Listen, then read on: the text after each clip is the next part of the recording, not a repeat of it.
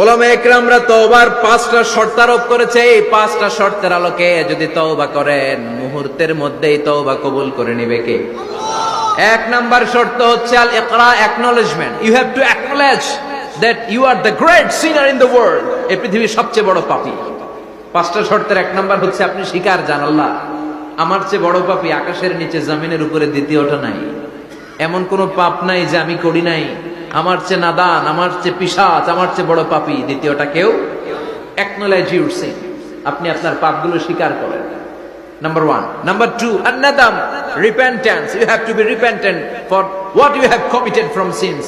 যে পাপ করেছেন এই পাপের জন্য আপনি লজ্জিত হন। আপনি নিজেকে আল্লাহর কাছে ছোট করে পেশ করেন, আল্লাহরে ডেকে বলেন, আল্লাহ আমি আপনার গোলাম, গোলামের ঘরের গোলাম, বান্দির ঘরের গোলাম, আমারে মাফ করে দেন, আমি লজ্জিত, আমি অনুতপ্ত। তাহলে 1 নম্বর শর্ত আপনি ঘোষণা দেন যে আপনি পাপ করেছেন। 2 নম্বর শর্ত আপনাকে অনুতপ্ত হতে হবে যে আল্লাহ আমি পাপ করে ফেলেছি। 3 number, you have to stop what you have committed. যে পাপ আপনি শুরু করেছেন এটা বন্ধ করে দেন। আপনি সুদের জন্য সুদ খাইছেন, আল্লাহর কাছে তওবা করলেন, আবার সুদ খাওয়া চালিয়েও যাচ্ছেন, এই তওবা কবুল হবে? সুদ খাওয়া আগে বন্ধ করেন। আপনি ঘুষ খেয়েছেন, এই ঘুষ খাওয়ার কারণে আপনি আল্লাহর কাছে তওবা করলেন কিন্তু ঘুষ খেয়েই যাচ্ছেন, এই তওবা কবুল হবে?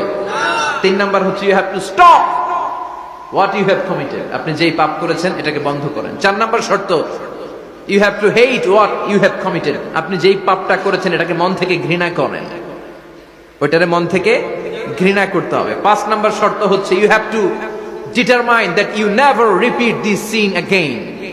আল্লাহর কাছে ওয়াদা দেন, কমিটমেন্ট দেন যে আল্লাহ পারতপক্ষে আমার জীবনে আর এই কাজটা করব। এই 5টা শর্তের আলোকে তওবা করলে কবুল করবে কে? 1 নম্বরে স্বীকার জান, আল্লাহ আমি পাপী। 2 নম্বরে অনুতপ্ত হন। 3 নম্বরে পাপ কাজটা বন্ধ করে দেন। 4 নম্বরে ওই পাপ কাজটাকে মন থেকে ঘৃণা করেন। 5 নম্বরে আল্লাহর কাছে ওয়াদা দেন আর জীবনেও এই পাপ করব না। এই 5টা শর্তের আলোকে যদি তওবা করেন আপনার তওবা কবুল করে নিবে কে? এজন্য যত পাপ, যত অন্যায় আমরা করি না কেন, আমাদের এই পাপগুলো, অন্যায়গুলো ক্ষমা করার একজন আছে না নাই? তিনি কে? এজন্য সব সময় তওবা করতে রাজি আছেন তো?